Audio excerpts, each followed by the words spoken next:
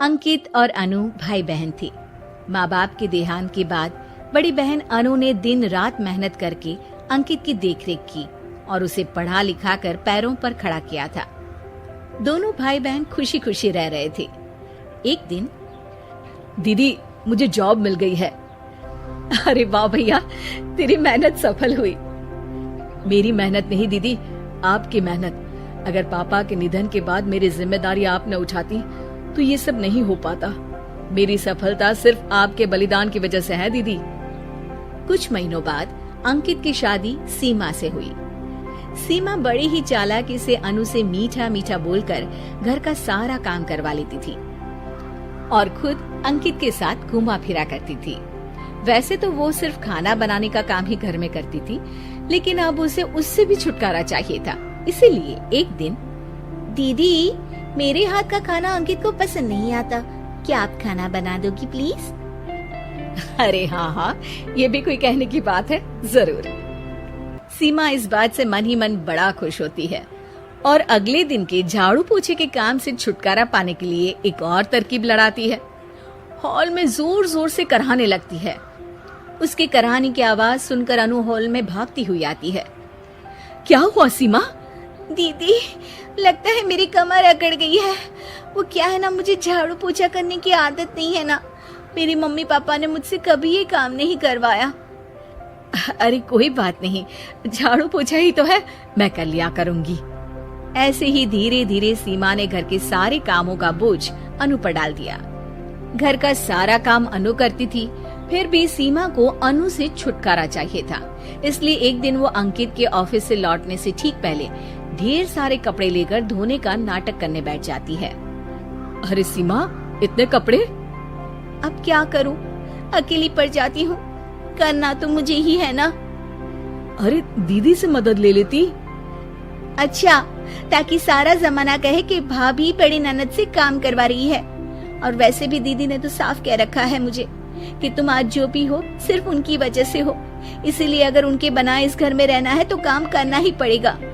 ये सब सुनकर अंकित को बहुत गुस्सा आ गया। उसने अनु को बुलाकर कहा, दीदी ये घर पापा ने बनाया था और इसमें मेरा भी हिस्सा है और मुझे वो चाहिए। ये सुनकर अनु को बुरा तो लगता है, मगर वो दूसरे ही दिन घर का बंटवारा करने के लिए वकील के पास चली जाती है। वहां से लौटते हुए अनु का एक्सीडेंट हो जाता है, जिससे वो दोनों पैरों से अपंग हो जाती है। अब मजबूरन उसकी पूरी देखरेख सीमा को करनी पड़ती है। एक दिन सारे कामों से थक कर सीमा अंकित से कहती है, अजी सुनते हो, अब मुझसे तुम्हारी ये बहन की सेवा ना होगी। अगर कल तक तुम इसका बंदोबस्त नहीं करते तो मैं घर छोड़कर चली जाऊंगी। अरे ये कैसी बातें कर रही हो? इस हालत में वो कहाँ जाएंगी? मैं कुछ नहीं जानती, बस कल ये इस घर में मुझे दिखनी नहीं चाहिए। अंकित अपनी बीवी की जिद के आगे हार मान लेता है और अनु को शेल्टर होम में छोड़ आता है। 3 महीने बाद, अजी सुनते हो, ये आपके लिए एक पार्सल आया है, ये लीजिए। अरे इसमें तो घड़ी है और एक चिट्ठी भी है। दिखाइए तो। अरे वाह, बड़ी ही सुंदर घड़ी है, लेकिन ये आपको भेजी किसने? पता नहीं, शायद चिट्ठी में कुछ लिखा हो। आशा करती हूँ ये घड़ी तुम्हें पसंद आएगी। रक्षाबंधन की बहुत शुभकामनाएं, तुम्हारी दीदी अनु। चिट्ठी पढ़कर अंकित की आंखें भर आती है। मैं दीदी को लेने जा रहा हूँ सीमा। अरे घड़ी भेज तो दी उन्होंने, अब क्यों जाना उनके पास? देखा सीमा, दीदी हमसे दूर जाकर भी हमारे बारे में ही सोचती है, और एक हम है जो उनकी सेवा से बचने के लिए उन्हें शेल्टर होम छोड़ा है।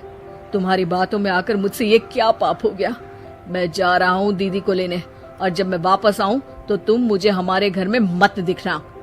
इतना कहकर अंकित अनु को लेने निकल जाता है। वहाँ पहुंचकर, दीदी मुझे माफ कर दो, मैं तुम्हें लेने आया हूँ।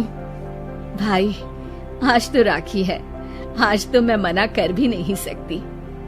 दोनों घर पहुंचते हैं। अरे सीमा, तुम अभी तक यहीं हो? निकल जाओ इस घर से। अरे वाह अंकित, फिर वही गलती कर रहे हो तुम। सीमा, तुम कहीं नहीं जाओगी। दीदी मुझे माफ कर दो, मुझसे गलती हो गई। सीमा, आज ये समय माफी मांगने का नहीं है, राखी की तैयारी करने का है। चलो तैयार हो जाओ, तुम्हारे भैया के घर भी तो जाना है ना।